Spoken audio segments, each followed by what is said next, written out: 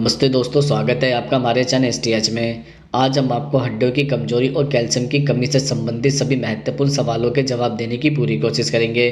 जैसे सवाल नंबर 1, हड्डियों के अंदर से कैल्शियम कैसे खत्म हो जाता है। दरअसल हड्डियों में कैल्शियम की कमी खान पान में लापरवाही के कारण तो होती है। कई बार यह किसी तरह की दवाओं के सेवन, डाइटरी इंटॉलरेंस, हार्मोनल बदलाव, मोनोपॉज, न्यूट्रिशन की कमी और कई बार जेनेटिक बदलाव के कारण भी हो सकता है। शरीर में विटामिन डी की कमी से भी कैल्शियम का अवशोषण बेहतर तरीके से नहीं हो पाता है। सवाल नंबर 2, कैल्शियम की कमी होने पर कौन सी बीमारी होती है। दरअसल कैल्शियम की कमी होने से भूलने की समस्या हो सकती है।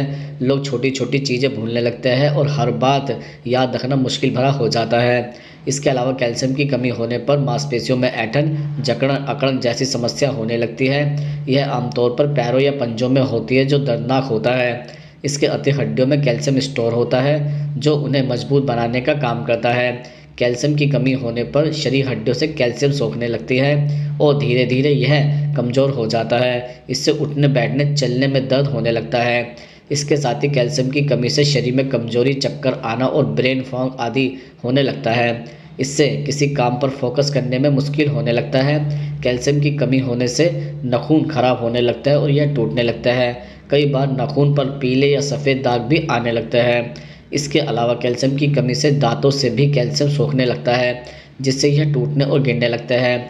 ऐसे में अपनी डाइट में उन चीज़ों को अधिक से अधिक शामिल करें जिनमें भरपूर कैल्शियम हो। इसके लिए आप अपने डॉक्टर की सलाह पर दवाएं भी खा सकते हैं। सवाल नंबर 3, हड्डियों को तुरंत जोड़ने के लिए कौन सा तेल लगाएं।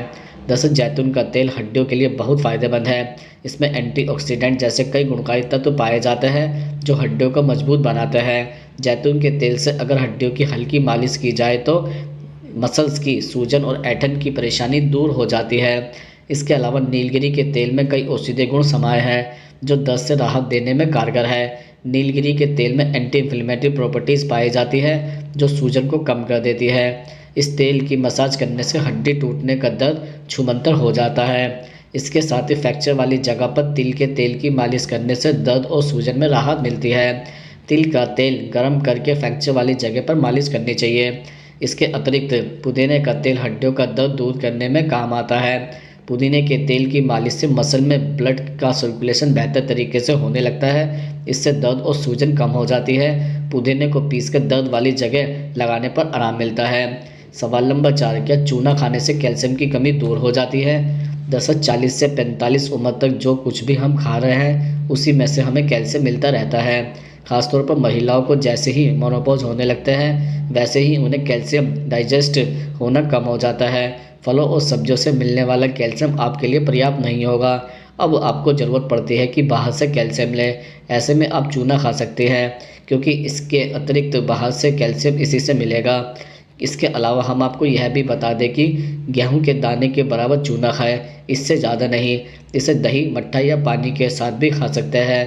दाल में भी डालकर खा सकते हैं। 15 दिन खाएं, फिर कुछ दिन छोड़ दें। कम से कम 6 महीने लगातार इसे कीजिए, आपके शरीर को भरपूर कैल्शियम मिलेगा। सवाल नंबर 5, महिलाओं में कैल्शियम की कमी ज़्यादा क्यों होती है। दरअसल भारत में महिलाओं के अंदर ज़्यादातर कैल्शियम की कमी देखा जाता है।